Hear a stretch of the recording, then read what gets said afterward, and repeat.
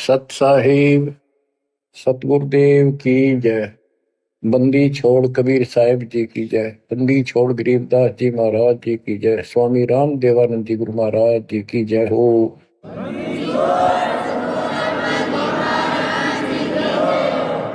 सर्व संतों की जय, सर्व भक्तों की जय, धर्मी पुरुषों की जय। श्री काशी धाम की जय, श्री सुडानी धाम की जय, श्री क्रोथा धाम की जय, श्री बरवाड़ा धाम की जय। सत साहिब बच्चों, परमपिता परमात्मा कबीर जी की असीम रजा से आप परमात्मा की महिमा सुन रहे हो, अमर कथा सुन रहे हो, सत्यनारायण कथा सुन रहे हो। परमात्मा कौन है, कहाँ प्रमाण है, उसका क्या नाम है, परमात्मा की हमको आवश्यकता क्यों है, यह सब जानकारी मूल ज्ञान के अंदर विद्यमान है जो आपको सुनाया जा रहा है। ये सूक्ष्म वेद कहते हैं। ये सूक्ष्म वेद आपको सुनाया जा रहा है। हम हिंदू धर्म में जन्मे तो हिंदू धर्म के मूल शास्त्र हैं वेद और गीता, प्लस में इनके सपोर्ट में श्री 18 पुराण है। तो यहां पर हमने सबसे पहले यह समझना होगा कि वेद और गीता क्या है, पुराण क्या है। वेद गॉड गिवन ज्ञान है, गीता के अंदर भी वही ज्ञान चारों वेदों का सारांश है। इति सिद्धम के ये भी गॉड गिवन है। और पुराण क्या है, जैसा भी ब्रह्मा जी को चारों वेद मिले, क्योंकि परमेश्वर कबीर जी ने, सतपुरुष जी ने सूक्ष्म वेद भेजा था ज्योति निरंजन के अंतःकरण में, इसके कंप्यूटर में ईमेल कर दी थी। इसने उसमें से सतपुरुष की जानकारी कति निकाल दी, कहीं कहीं हिंट छोड़ दिए, वो हटाए नहीं जा सकते थे।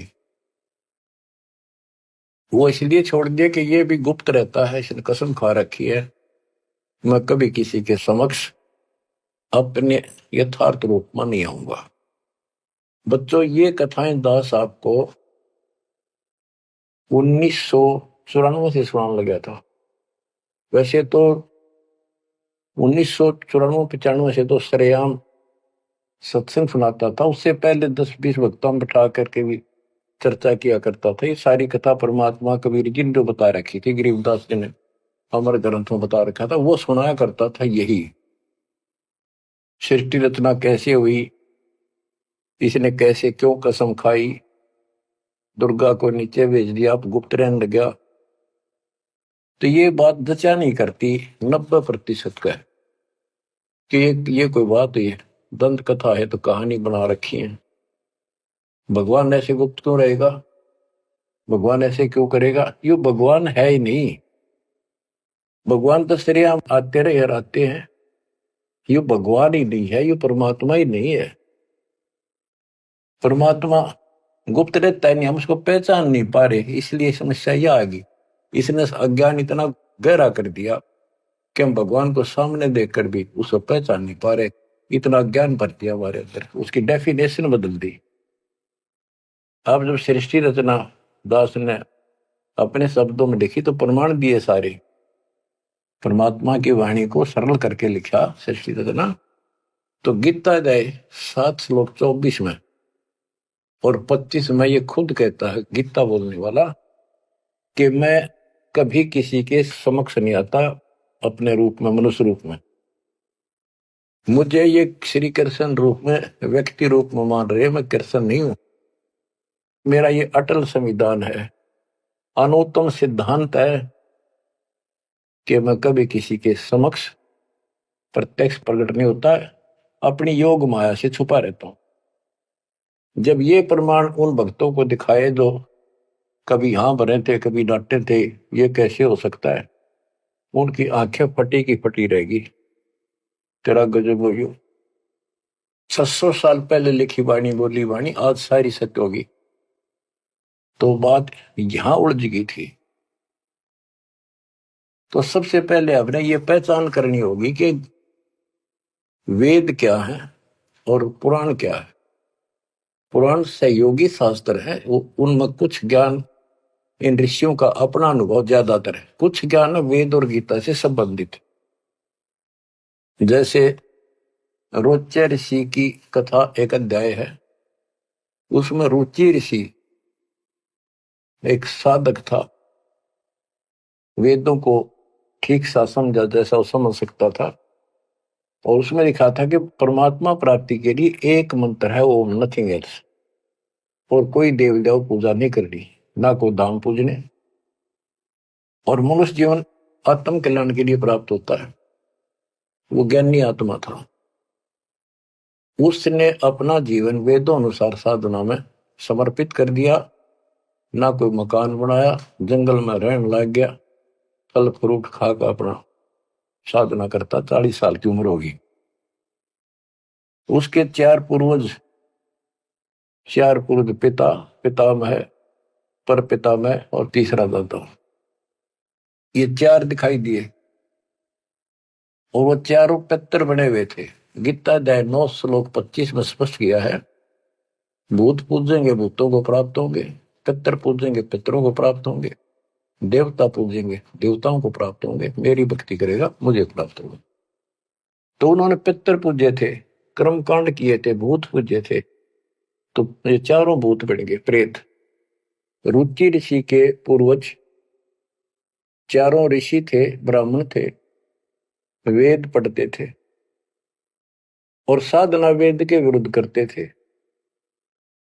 यही तो परमात्मा कबीर जी और उनके बच्चे गरीबदास जी यही तो समझा रहे हैं कि वेद पढ़े पर वेद न जाने, बातें पुराण 18, पर ये उसे आन उपासना करें, भूल गए सृजनहारा।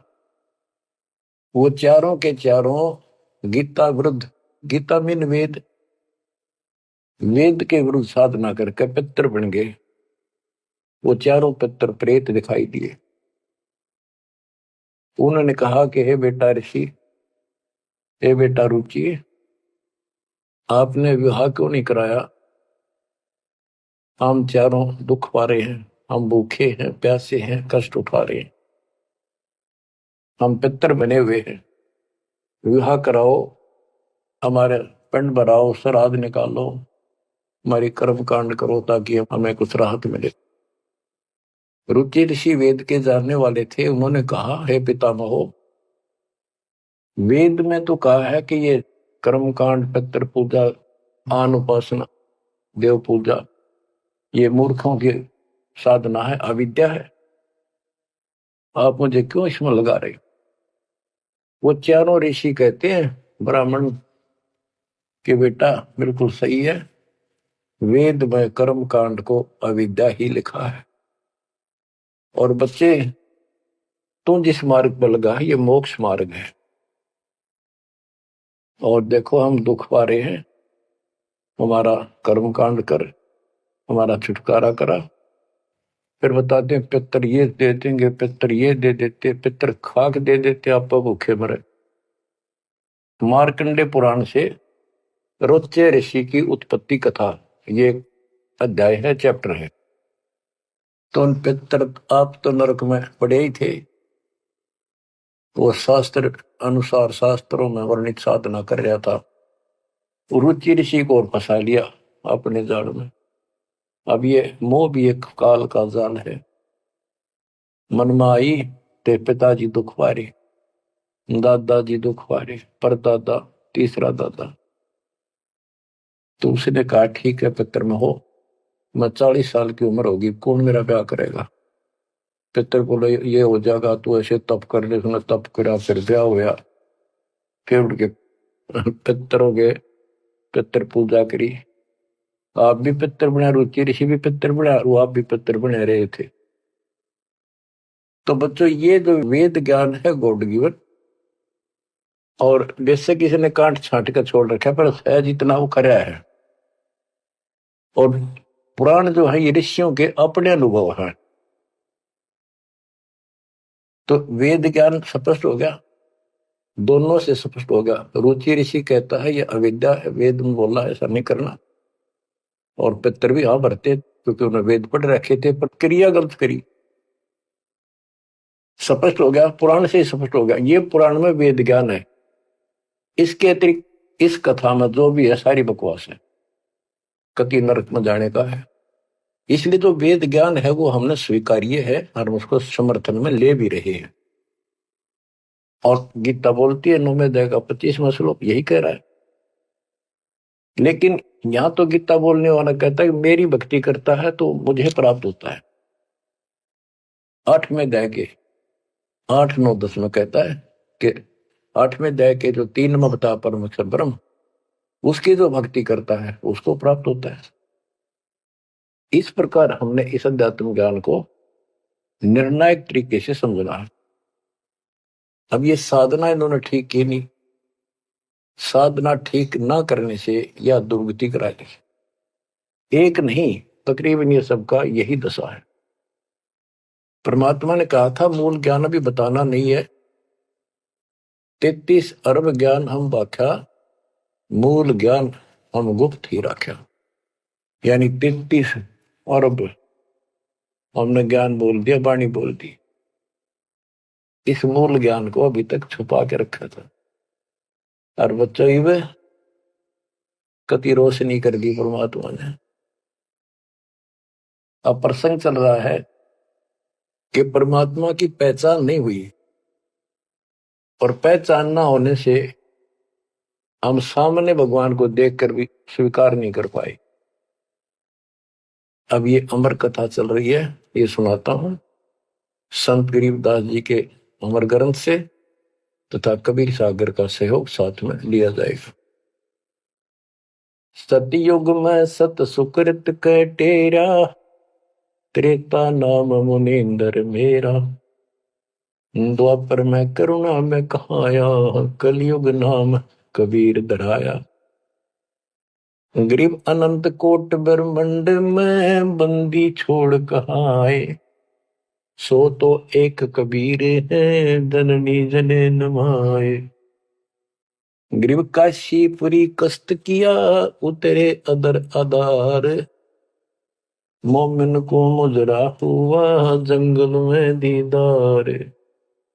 बच्चों आपको बताया था कि द्वापर युग के अंदर सुदर्शन नाम के एक परमात्मा कबीर जी के परम भगत थे। उस समय परमेश्वर करुणा में नाम से प्रकट थे और वाल्मीकि जाति थी। सुदर्शन भी वाल्मीकि जाति से थे। इनके माता पिता परमात्मा कबीर जी यानी करुणामय जी की बात को नहीं माना, वो मरे गए। भगत चिंतित हुआ, बहुत चिंतित हो गया।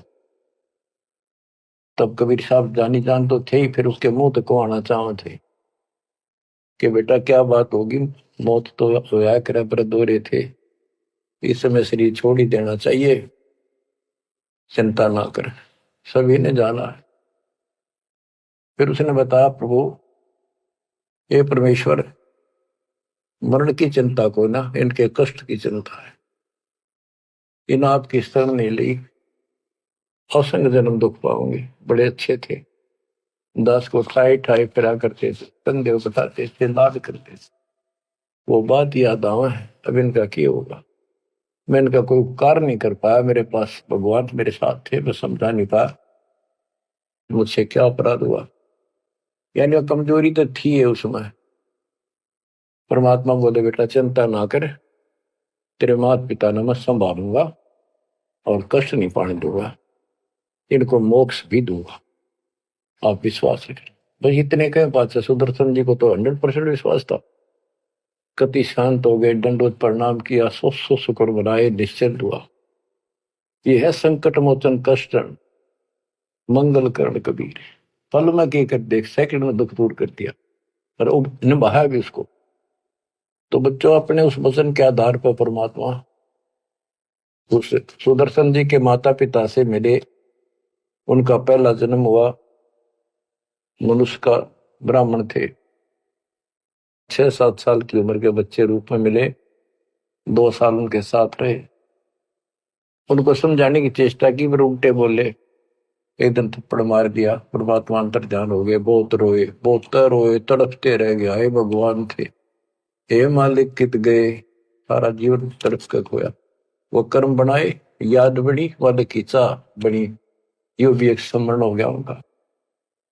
अगला जन्म में फिर वो जन्म हुआ मनुष्य का, ब्राह्मण ब्राह्मणी रूप में हुए, ब्याह हुआ, संस्कार से ही तो संस्कार जुड़े सारे। उसमें भी ब्राह्मण थे, अहंकार भरा पड़ा था ऊंच जाति का। पहले वो मरोड़ काटी, उनको मुसलमान बनवाया परमात्मा। ये इनका गौरी शंकर सरस्वती नाम था, और बड़ी अच्छी लगन थी। शिव जी की केवल शिव पुराणी कथा करते थे और किसी को नहीं मानते थे, ना को पाखंड करते थे, ना किसी को भ्रमित करते थे। कथा सुना दी, वो दान दक्षिणा आ गई, वो अपना स्वीकार किया, उसी से रोटी रोटी चलाते थे और दान भी करते रहते थे, क्योंकि पहले से वो सच्चा सुच्चा जीवन जीते आ रहे थे। संतान फिर भी नहीं हुई, तो उनकी महिमा काफी होगी, और ब्राह्मणों से उनकी महिमा ज्यादा होगी। भाई निस्वार्थ सेवा ये करे हैं, ना कोई लालच, ना मिसगाइड करते। काफी जनता हिंदू लोग इनके दीक्षा लेने लगे। मुसलमानों को टेंशन यह होगी कि ये हिंदू धर्म का ज्यादा प्रचार कर रहा है, और जो कर्मकांडी पंडित थे उनको ये टेंशन होगी कि इसने हमारी रोजी रोटी बंद कर दी। वो उससे ईर्षा रखते थे और औरों को मिसगाइड करते थे, झूठ बोले क्या करेगा, ना कोई क्रिया बताता, ना कोई धर्म कर्म बताता, कथा सुना देता, इससे क्या होने का है। मुसलमानों को पता था कि सारा ब्राह्मण समाज इनसे दूर है, इनका कोई साथी नहीं, और ये हिंदू धर्म का प्रचार ज्यादा कर रहा है। उसको एक दिन जाके 10 माता ने जबरदस्ती अपना पानी पिला दिया, उसके सारे मकान में छिड़क दिया। लोग पूछना भाई कैसे आ रहे हो, क्या हो गया, भाई इसने मुसलमान धर्म स्वीकार कर लिया। वह बात आगे की तरफ फैल गई सारी काशी ब्राह्मणों में, अरे गौरी शंकर तो डूब गया, मुसलमान बन गया। मुसलमानों ने सारा उनका पानी छिड़क दिया, उनको मुसलमान बना दिया। भाई जब वह पंचायत होगी पंडिता की, बहिष्कार कर दिया, जात से निकाल दिया, धर्म से निकाल दिया, गंगा में स्नान करना बंद कर दिया, कोई नहीं जाएगा हिंदू उसके पास। अब रोजी रोटी की समस्या आ गई। उन्होंने लाकर 4 लकड़ के लठ ताना बुन का काम शुरू कर दिया। पहले तो रोजगार चल रहा था दक्षिणा से, अब यह समस्या और खड़ी हो गई थी, तो वो बहुत आसानी से शुरू हो जाता। जुलाई का काम वो शुरू कर दिया। काफी वर्ष हो गए, कोई संतान नहीं हुई। बेशक वो मुसलमान थे, पर भक्ति अपने वही करते थे, शिव जी को याद करते थे। ये आपको पहले ही बताइए कथा। तो बच्चों, एक दिन क्या होता है, नीरू नीमा के कोई जानकार आगे पड़ोस में, जैसे कि मुसलमानों से ही संपर्क था, वह कोई यारी दोस्ती थी, वो आगे औरतों में चर्चा चल रहा करे, एक जातक तो चाहिए था, एक लड़का तो होना चाहिए था, बुढ़ापे का सहारा हो गया, पता इनका केरा होगा। नूर अली और नियामत, तो नीमा नीरू कहने लग गए थे, उनको नाम बदल दिए थे उन्हें, गौरी शंकर से गौरी शंकर का नीरू नाम रख दिया, और सरस्वती का नियामत, उसका नीरू नूर अली, तो उसका नीरू कहने लगे उसको नीमा। तो नीमा सारी रात रोई। सुबह वो स्नान करने जाते थे एक लहर तारा तालाब, जिसमें गंगा का पानी लहरों के द्वारा, घाट सा था गौ घाट से, उससे मिट्टी कट जाती है, वो बहुत नीचा किनारा बन जाता है, उस पर से पानी उछड़ उछड़ का आकर एक तालाब बना था, उसको लहर तारा तालाब बोलते हैं। वो आज भी विद्यमान है, लेकिन उसमें पानी अब गंगा का नहीं आता, परिस्थिति बदल जाती है। उसमें बहुत सुंदर मनोरम दृश्य था वहां का, स्वच्छ जल गंगा का भरा ही रहता था, कमल के फूल विकसित थे, आसपास बहुत सुंदर पेड़, हरे भरे छायादार वृक्ष भी लगे हुए थे। वो उनकी कुटिया से लगभग 1.5-2 किलोमीटर दूर था। 3 किलोमीटर, एक कोस 3 किलोमीटर का होता है। तो वो सुबह सुबह उस वहां स्नान करने जाने लगे। पहले गंगा घाट पर नहाया करते थे, नहान की आदत डेली थी। तो वहां तक घूम भी आते, स्नान भी कराते डेली, और शिव जी को याद करते थे, भक्ति करते थे। नीमा रो रही थी रास्ते में, बुरी तरह रोती जाती, हे शिव जी भगवान, एक बच्चा हमें भी दे देते बेटा, हमारा भी टाइम पास हो जाता, आपके घर में क्या कभी। फूट फूट कर रो रही थी, चल रही थी। नीरू बोला, नीमा क्यों आंख खराब कर रही है अपने, ये सारा दिन रोड पर लग रही है, बता बीच में भूल पुली थी फिर शुरू होगी। भगवान ने देना होता दे ही देते हो, पर कितनी होती है। कुछ तो भगवान करे ठीक ही है। वह रो ही रही थी, मान नहीं रही थी, फिर भी जैसे तैसे पहुंच गए स्नान स्थान तक। लहर तारा तालाब पर पहुंचे, फिर नीमा नहा ली, बाहर आ गई। फिर नीरू स्नान करने गया। नीमा जो कपड़ा बांध कर नहाई थी, दोबारा उसको धोने के लिए गई, कपड़े चेंज करके। वो ब्रह्म मुहूर्त का समय था, सुबह सुबह 1.5 घंटा पहले सूर्य उदय से। तो उस समय पहले अंधेरा दिखता है, तुरंत ही कुछ देर बाद एकदम रोशनी सी साफ हो जाता है, अंधेरा रोशनी दिखने लग जाती है। तो नीरू नहा रहा था, वह कपड़ा धोने गई, उसने देखा कमल के फूल पे कोई वस्तु हल रही है। एक पैर दिखा, उसने सोचा कोई सांप है। बहुत ध्यान से देखा तो बच्चा था, एक पैर हिला रहा था, नवजात शिशु। नीरू से कहा नीमा ने कि देखियो जी, बच्चा है, बालक है, लड़का है, कमल के फूल पे देखो। तो नीरू ने सोचा यार अच्छी पागल होगी, कति मेंटल होगी भैया बच्चे के मुंह में। नहाता नहाता कहता है, नीमा तेरा दिमाग खराब हो गया, अब तुझे पानी में बालक दिखने लग गया। नीमा कसक के साथ बोली, देखो सच्ची को देख तो देखो है। जिस साइड हाथ करी थी देखा, वो थोड़ी दूर था उससे, 10 फुट का फैसला होगा। एकदम नीरू गया, कमल के फूल समेत बच्चे ने उठाकर नीमा को दे दिया। और नीमा उसे लाड करे, मुंह कर लावे, चूमे, और सौ शुक्र शंकर भगवान की गावे, सौ शुक्र मनावे। बीच का एक थोड़ा सा प्रकरण रह गया कि वहां पर एक अष्टानंद नाम का ऋषि, जो रामानंद जी का शिष्य था, उस समय के महान प्रचारक, हिंदू धर्म के 1 नंबर के आचार्य थे। उसने 1400 शस्त्र रखे थे ऋषि, जो कथा किया करते थे, उनमें से एक अष्टानंद था। 4 संप्रदाय थी, 52 द्वारों का वो मालिक था, वो इंचार्ज था।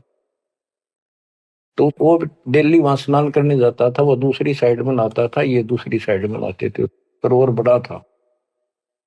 तो वो भी वहां स्नान करके उस प्राकृतिक सौंदर्य और भगवान के एकांत स्थान मान के भगवान की भक्ति करता था, शांति स्थान था। दिल्ली जाता था, ध्यान लगाता था, कुछ समय भगवान की वहां भक्ति करता था, जैसे गुरु जी ने बता रखी थी। अष्टानंद जी जो ही साधना करने की चेष्टा, ध्यान में मगन होना चाहते थे, इतने में आकाश से एक प्रकाश का गोला आया। प्रकाश का गोला आया तो उसका ध्यान गया ऊपर को, उसको देखते उसकी आंखें बंद हो गई, इतना तेज नूर था।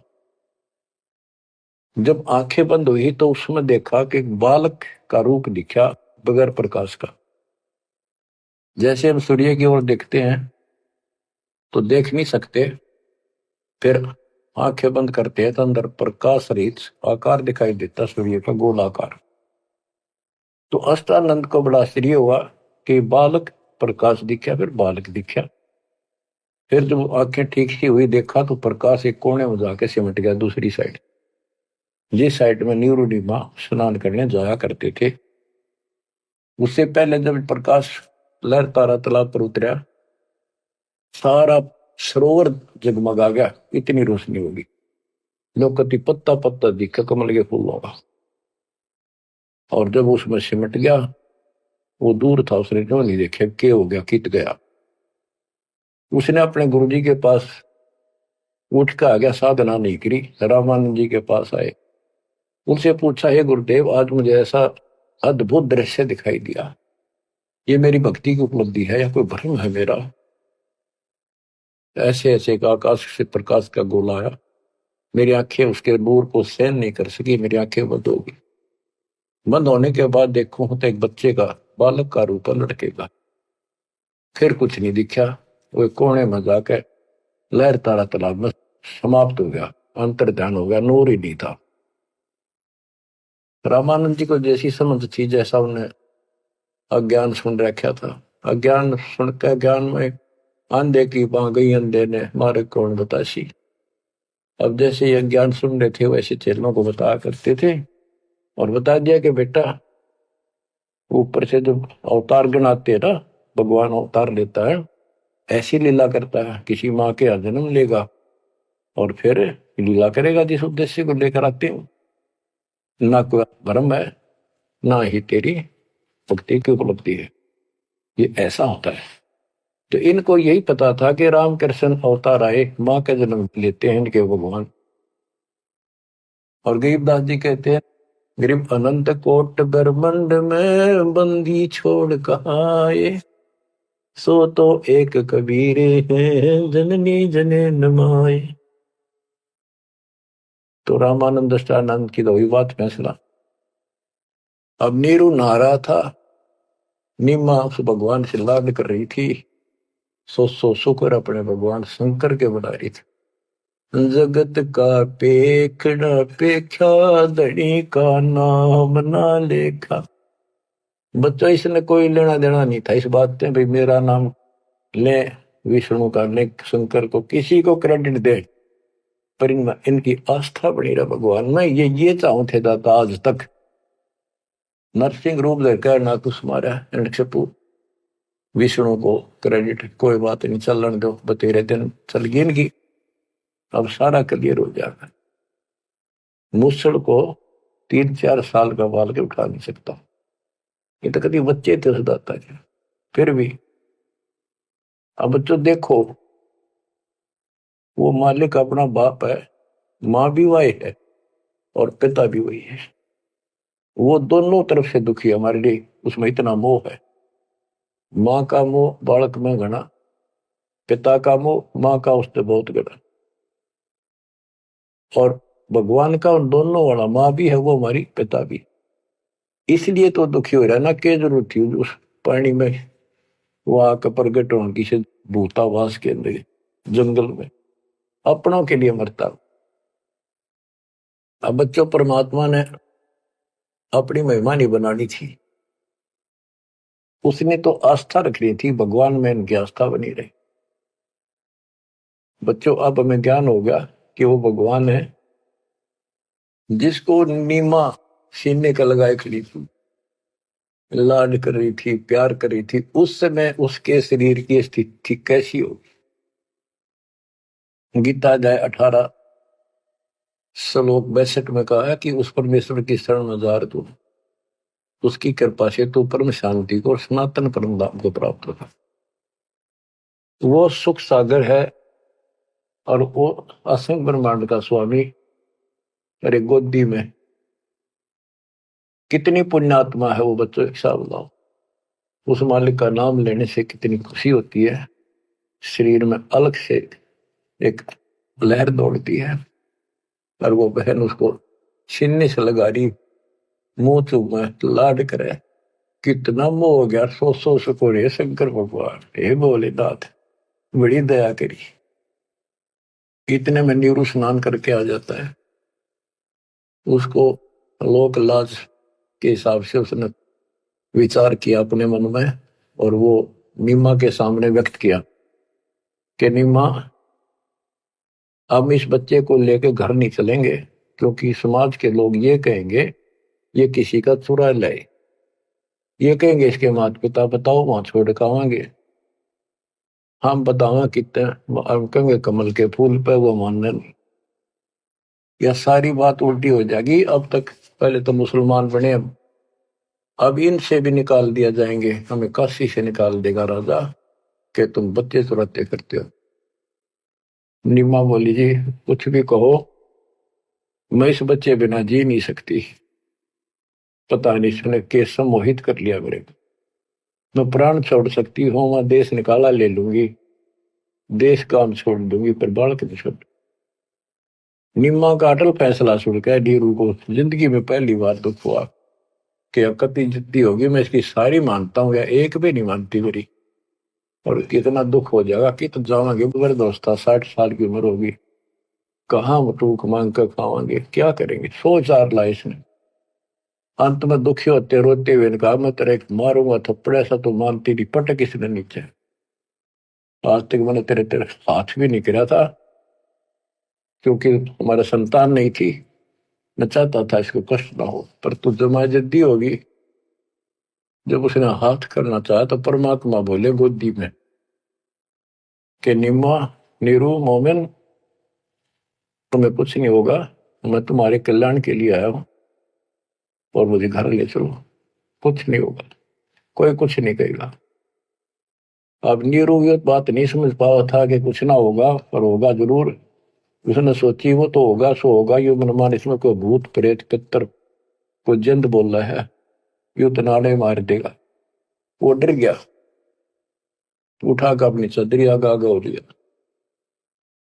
अब लड़का बच्चा लेकर गए अपने घर, आसपास के अड़ोस पड़ोसी आ गए, लड़का इतना सुंदर है, आज तक देखा नहीं इतना सुंदर बालक, तो इतना चमक, इतना खिला हुआ चेहरा।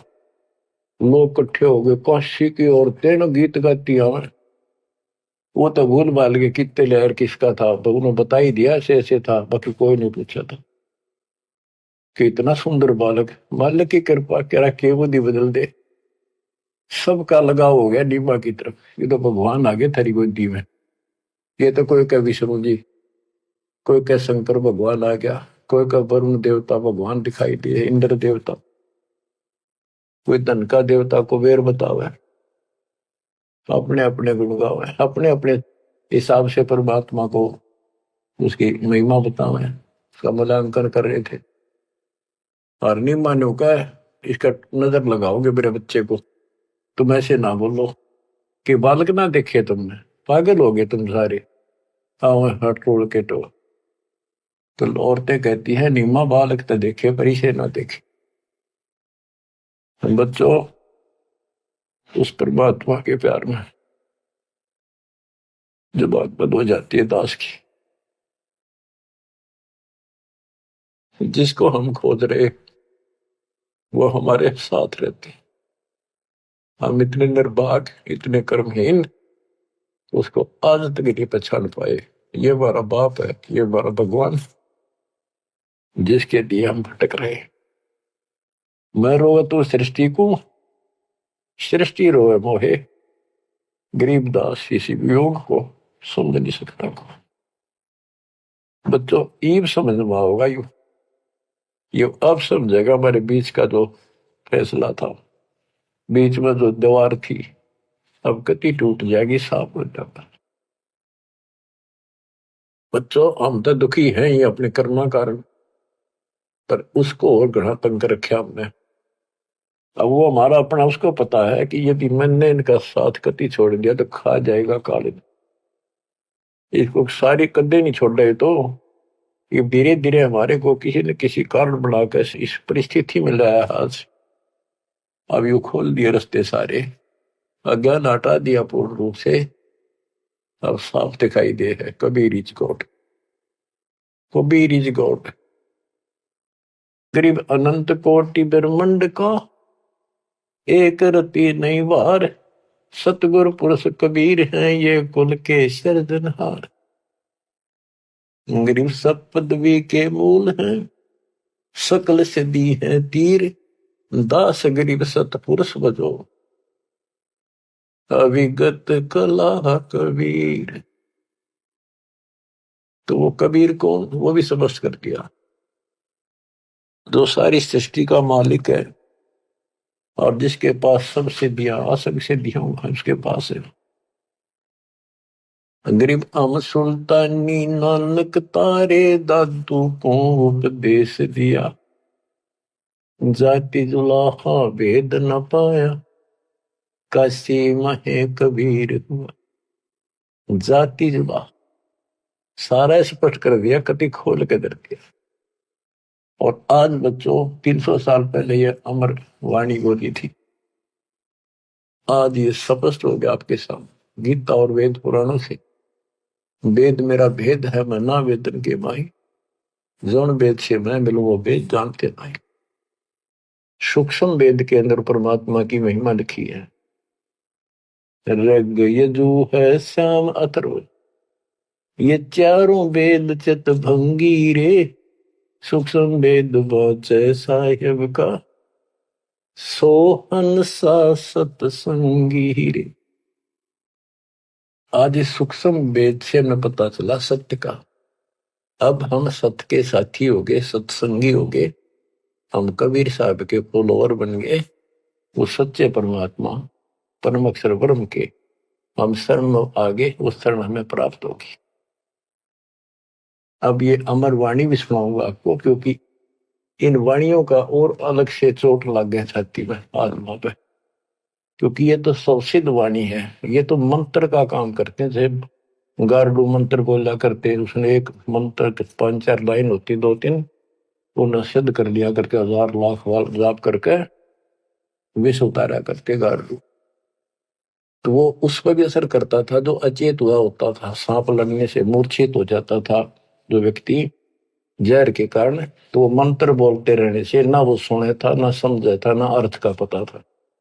उसके बार बार उस मंत्र का उच्चारण करता था 10, 20, 50, 100 बार, उससे वो विष उतर जाता था और सचेत हो जाता था।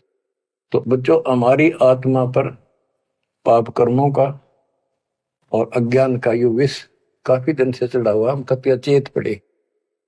हमने इस अज्ञान को इतना ग्रहण कर दिया कि हमने ये मान लिया जन्म मृत्यु और ये प्रोसीजर तो सारा वो है, ये ऐसा ही प्रोसेस होगा इस जिंदगी का। और ये 4 ईंट लाके की तमाता धोखे जाते, उसी को सब कुछ मान रखा। तो बच्चों, ये है वो अमर ज्ञान, सूक्ष्म वेद, सवसिद्ध वाणी है एक, जो गरीबदास जी के मुख से उच्चारी थे। ये गारुड़ के मंत्र की तरह असर करेंगे हमारी आत्मा।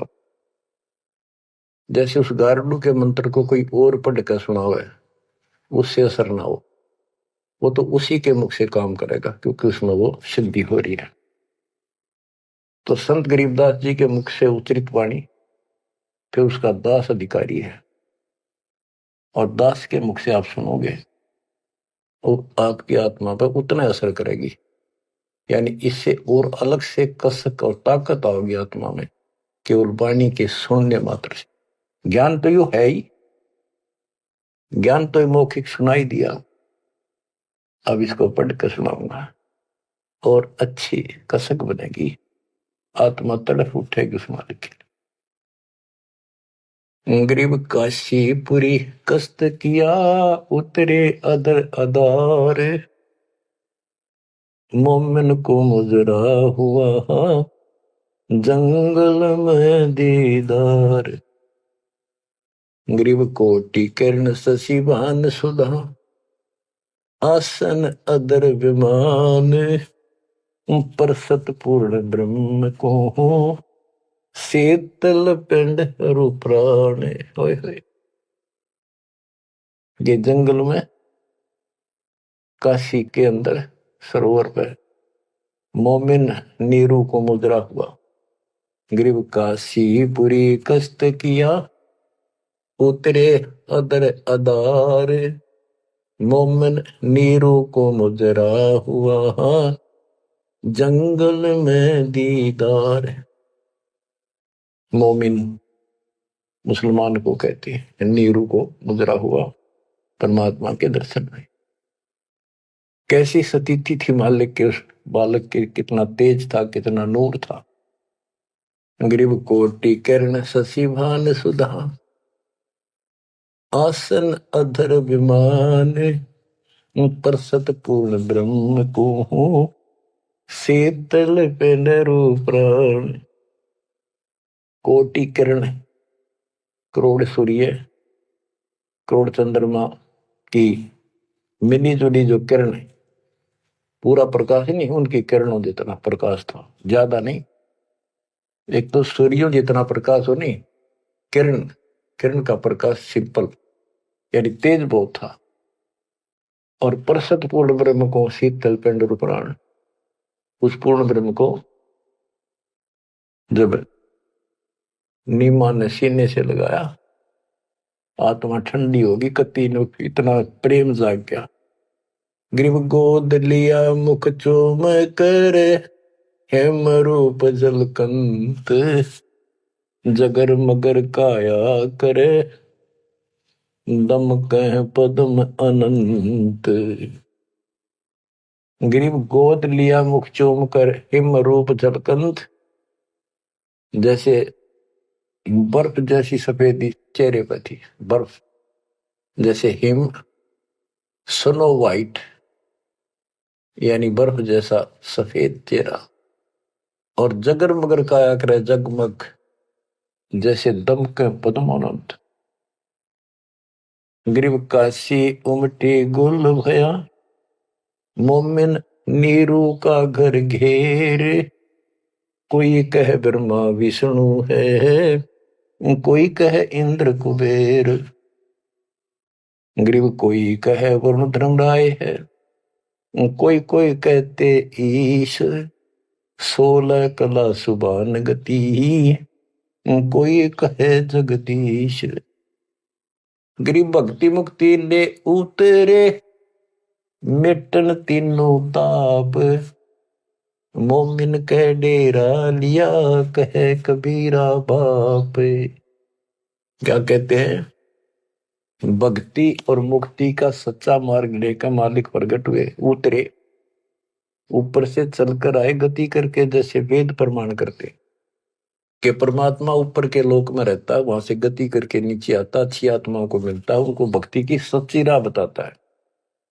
तो अपने उसी सिद्धांत अनुसार परमेश्वर नीचे प्रकट हुए।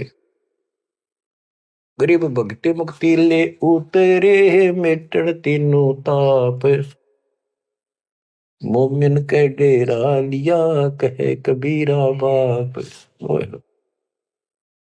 अब क्या बताते हैं संत गरीबदास जी के भक्ति मुक्ति ले उतरे, मिटन तीनों ताप, मोमिन के घर एक मुसलमान के आके डेरा लिया, और उस मोमिन नीरू को कबीर जी अब्बा जान यानी पिताजी कहते थे, बाप क्या करते। रद्द विचार करो उस मालिक को क्या पड़ी थी हमारे लिए। वो तो लीला करनी थी क्योंकि अपने बच्चे के वचन भी पूरे करने थे, और हमारे लिए ये ज्ञान भी देना था, एक प्रमाण भी देना था कि इस समय में हम पहचानते, इसी कारण से तो पहचाने जो लीला मालिक कर गए। आज वेदों से प्रमाणित हो गया परमात्मा ऐसी लीला करता वो है भगवान सही। यो ना कृष्ण की ऐसी लीला वेदों वर्णित, ना श्री राम की, ना विष्णु और ब्रह्मा शंकर जी की, किसी की वजह नहीं। तो वेद गॉड गिवन है, परमात्मा का सच्चा सिद्धांत है। तो उस सिद्धांत पर खरा कौन उतरता है? अब ये सिद्ध हो गया कबीर भगवान। कौन कबीर? जो काशी में जुल्हा था। अब क्या बताते हैं? गिरिव भक्ति मुक्ति ले उतरे, मिटन तीनों ताप, मोमिन के डेरा लिया, कहे कबीरा बाप। गिरिव दूध न पीवन अनभक, नहीं पलने झूलंत, अदर अमान ध्यान में, कमल कला फूलंत। ना दूध पीवे, ना पानी पीवे, ना कुछ खावे, और मालिक ऐसा दिखे जैसे इसके दिमाग कहीं और ही जा रहा है। अब बच्चों, अब और भी टिप्पणी करनी है बहुत घने आगे। कोई कहे छल ईश्वर नहीं, कोई कही छल है, ईश्वर नहीं है।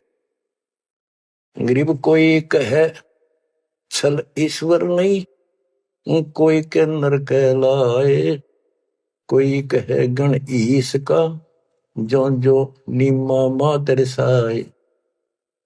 कोई कुछ कहे, कोई कुछ कह रहा था, अपनी अपनी बुद्धि से मूल्यांकन कर रहे थे। तो जो जो वो बात बनावत थे, निम्मा बहुत दुखी हो रही थी, गुस्से हुई थी, उन्हें धमकावा थी, क्यों पीछा पड़ रहे हो मेरे बच्चे का। गरीब काशी में अचरज भया, गई जगत की नींद, ऐसे दुल्हे उतरे जो कन्नावर बींद। वो सारी सृष्टि का मालिक पृथ्वी पाया, गरीब खलक मुलक देखन गया, राजा प्रजारीत, जम्बू दीप जिहान में उतरे शब्द अतीत। गरीब दुनी कहे यो देव है, देव कहते हैं ईश, ईश कहे पर ब्रह्म है, पूर्ण विश्व बीश। अब बच्चों, ना दूध पी रहा था, ना पानी, ना को भोजन, दलिया वलिया घोल कर पिलाओ तो मुंह बंद कर ले। 25 दिन बीत गए। नीमा बहुत बुरी तरह रोने लगी। आखिर होगी अकेली बालक मरेगा और साथ मरूंगी। सारी रात रोई।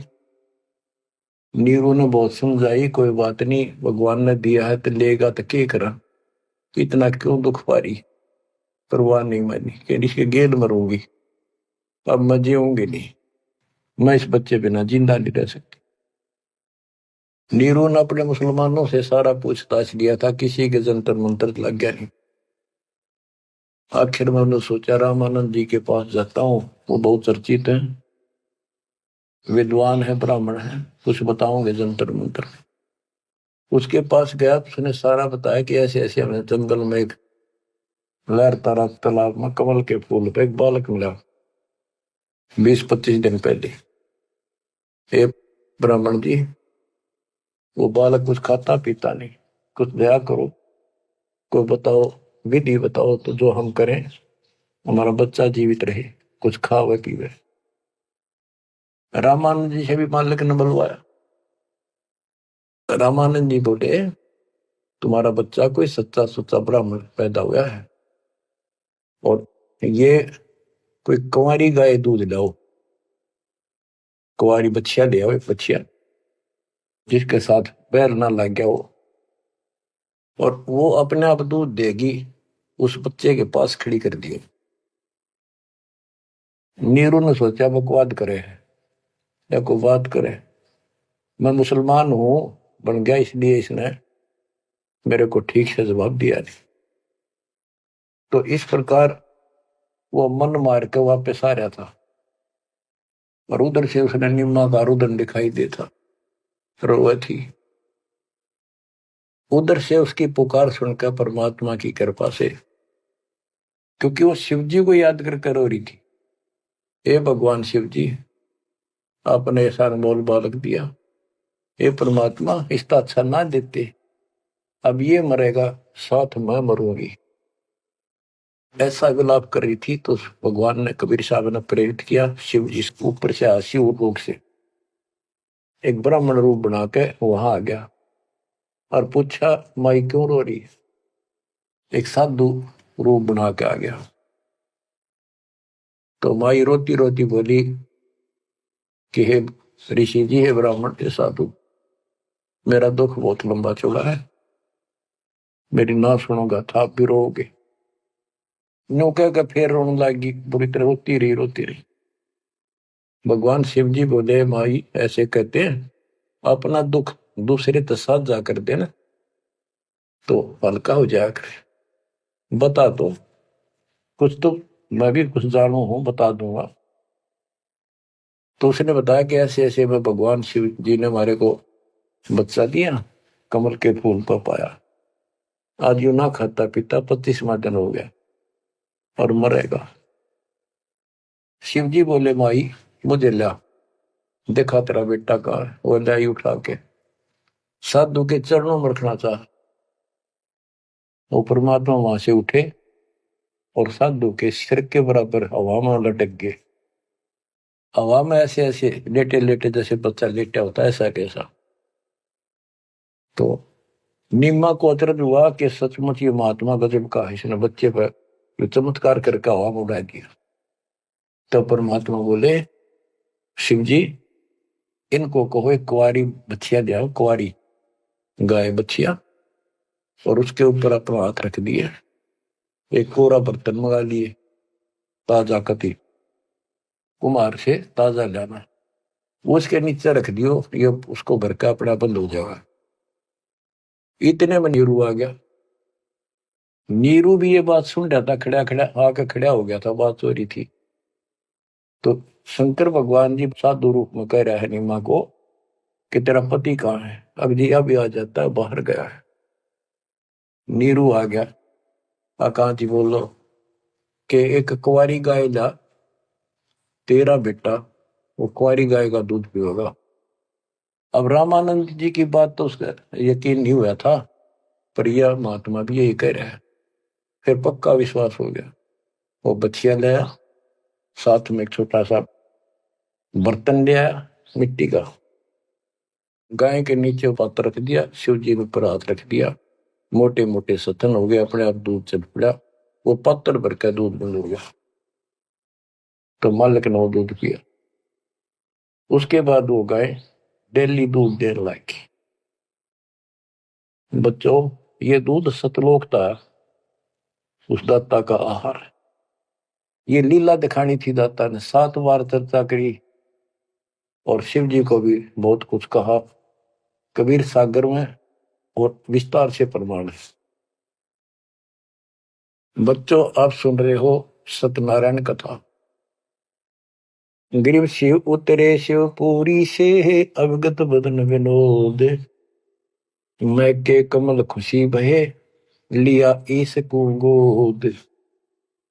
ग्रीब नजर नजर से मिल गई, किया ईस प्रणाम, धन नीरू मोमन धन नीमा, धन का शेनी काम।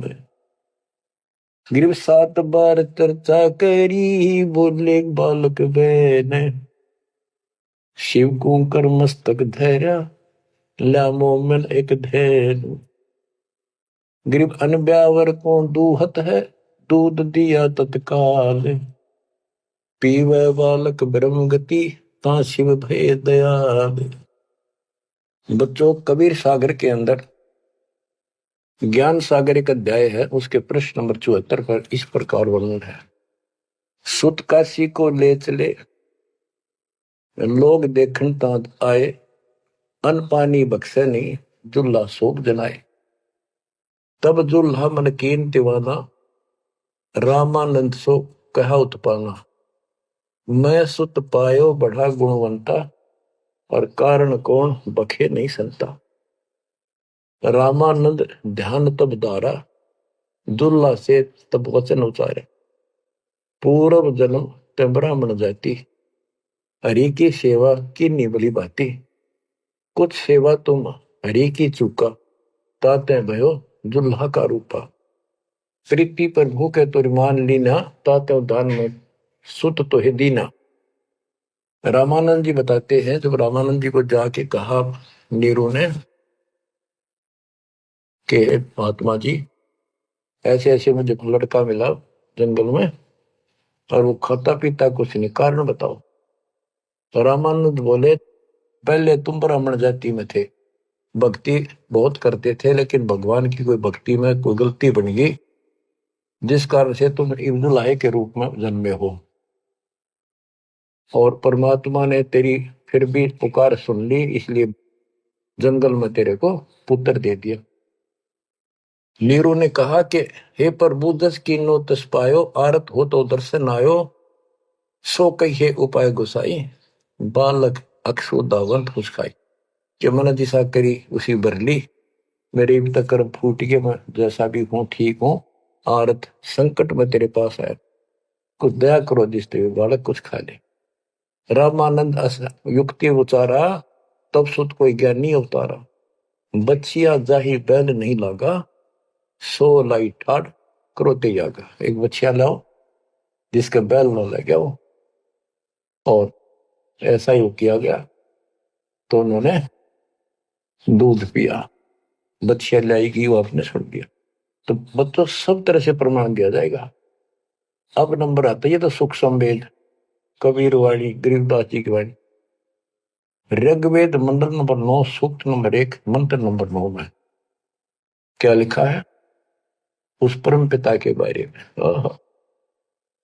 अब ये सुना दो एक लाइन, तुम्हारे को कति भरम दूर हो जाएगा।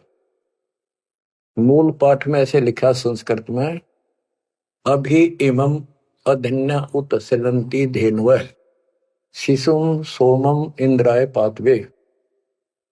पूर्ण परमात्मा जब बालक रूप में प्रकट होता है, इसका ये अर्थ है उनके परवरिश की लीला अधन्य बिना दनाई, अभी यानी पूर्ण रूप से कवारी गायों के द्वारा होती है। ये लक्षण है वेद में। वेद मेरा भेद है, मैं ना वेदन के माही, जोन वेद से मैं मेरे वो भेद जानते। बच्चों आज इतना ही, अमर कथा जारी रहेगी। परमात्मा आपको मोक्ष दे, आपको चरणों से दूर ना करे, दास की यही पुकार है। सत साहिब।